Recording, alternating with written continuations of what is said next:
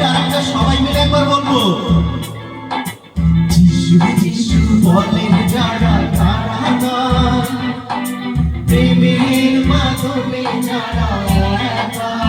আরেকবার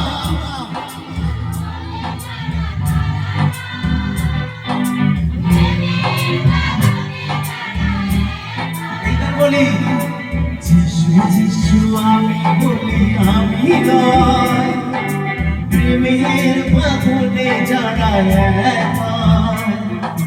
যিশু যিশু আমি বলি আমি নয়, প্রেমের বাঁধনে যারা একা।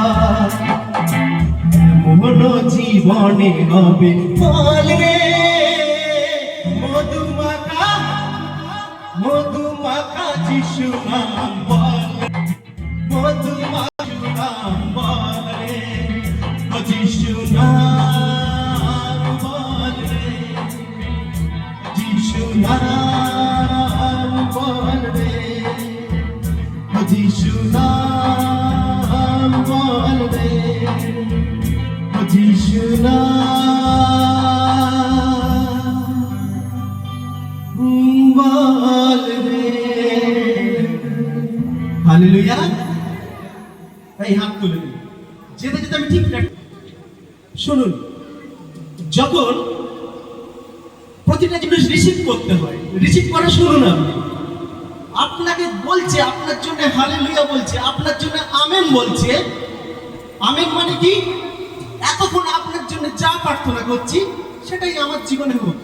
আপনিও যদি বলেন আমেন, আপনি যেখানেই বসে আছেন আশীর্বাদ তার পথ থেকেই আপনার জীবনে ফেলবে। Amen, hallelujah. দেখুন, বলছে মৃত্যু কেন হয়? মৃত্যু তো নাই বা হতে পারতো আমাদের জীবনে, তাই না? মৃত্যু আসে শয়তান থেকে। আমার প্রভু যিশু মৃত্যু নিয়ে আসেন না, মৃত্যু আসে শয়তান থেকে। তাই বলছে পাপের মাধ্যমে মৃত্যু এসেছে। কার মাধ্যমে? পাপের মাধ্যমে। আর প্রথম পাপ করেছিল কে? আদম আর হবা। তাহলে আদম আর হবা যদি না পাপ করত, আমাদের কিন্তু সেই পাপের মধ্যে আসতে হতো না। তাই মৃত্যু তো আমরা শুনলাম আমাদের জীবনে আসবেই। বলছে ঈশ্বর তোমাকে সতর্ক করে দিয়েছেন যে তিনি নিষিদ্ধ ফল খেতে বারণ করেছিল। তিনি একটি গাছ মনোনীত করেছে আর তার ফল খেতে বারণ করেছে। সমাজের অনেক কাজ আছে যা আপনাকে বারণ করা হয় সেই তদ্রূপ গাছের জন্য, যে তুমি ওই ফল খাবে বা না খাবে সেটা সম্পূর্ণ আপনার ব্যাপার। আজকে ঠিক তদ্রূপ প্রভু যিশু একটি বৃক্ষ লাগিয়েছিল, আর সেই আদম হওয়াকে বলেছিল তুমি ওই গাছের ফল খাবে না, আর যদি ওই ফল খাও তার বেতন হবে কিন্তু তোমার মৃত্যু। বলছে যে মানুষ পাপ করেনি তার মৃত্যু নেই।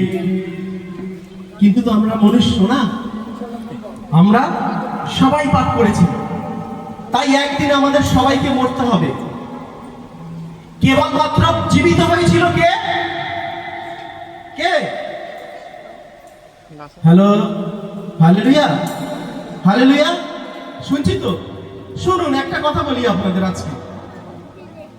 আজকে এই বাড়িতে আপনাদের নিমন্ত্রণ করা হয়েছে, ওখানে সুন্দর রান্না হচ্ছে, আপনি খাবে দাবেন বাড়ি চলে যাবেন। তবে কি আপনার বাড়িতে আজ রান্না হচ্ছে না? নাকি বাড়িতে থাকলে আপনি খেতে পারতেন না?